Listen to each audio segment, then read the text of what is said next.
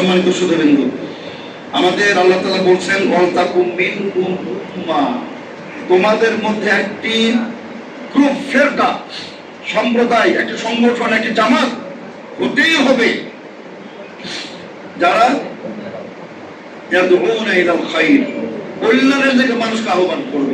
এখানে যে কথা আমি বলতে চাচ্ছি আপনি দেখবেন, একই আয়াতে আল্লাহ পাক রব্বুল আলামিন এখানে দাওয়াতের কথা বলেছেন, আবার আমর বিল মারুফ ওয়া নাহি আনিল মুনকারের কথা বলেছেন।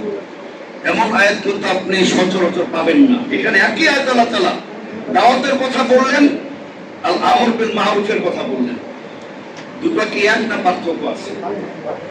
অবশ্যই কিছু পার্থক্য আছে। যখন শুধু দাওয়াত থাকবে সেখানে আমর বিল মারুফ চলে আসবে, আবার যখন শুধু আমর বিল মারুফ থাকবে সেখানে দাওয়াত চলে আসবে। কিন্তু যখন এখানে দুটোই ব্যবহৃত হয়েছে তার মানে দুটো আলাদা আলাদা। তার মানে সারা পৃথিবীর কোন মুসলিম দাওয়া মুক্ত থাকতে পারে না। দাওয়া সবার জন্য, সাধারণ পাবলিক আর শিক্ষিত অশিক্ষিত, রাজা বাদশা প্রশাসক সবার জন্য। আমর বিল মারুফটা কিন্তু সবার জন্য নয়।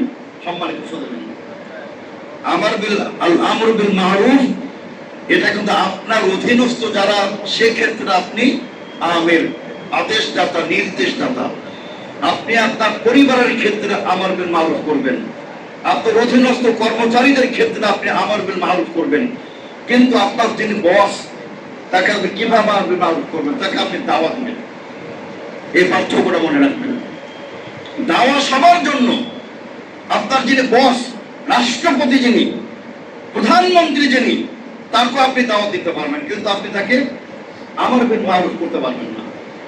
আর এক কথা অনেকে বলেছেন তবু করা যাবে, তার কারণ ওটা তো আমার আদেশ না, ওটা আল্লাহর আদেশ। সুতরাং আল্লাহ এখানে আমি দায়িত্ব প্রাপ্ত হয়ে, হোক তিনি রাষ্ট্রপতি, হোক তিনি সেনাপ্রধান, তবু আমি তাকে আমর বিল মারুফ করতে পারবো। তার কারণ এটা আমার নিজস্ব অর্ডার নয়, এটা অর্ডার আল্লাহ রাব্বুল আলামিনের।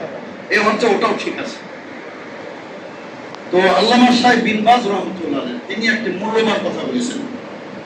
তিনি বলছেন যে আল উম্মাতু কুল্লুহা ফি আশাদ্দিল হাজাতি ইলা দাওয়া, উম্মতের সবাই দাওয়াতের মুখাপেক্ষী। আপনি বলবেন এত বড় আলেম, উনি কেন দাওয়াতের মুখাপেক্ষী হবেন? একজন শাইখুল হাদিস, উনি কেন দাওয়াতের মুখাপেক্ষী হবেন?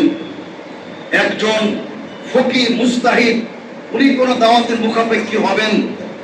এজন্য মুখাপেক্ষী হবেন আমাদের সবার পিছনে ইবলিস কিন্তু লেগে আছে।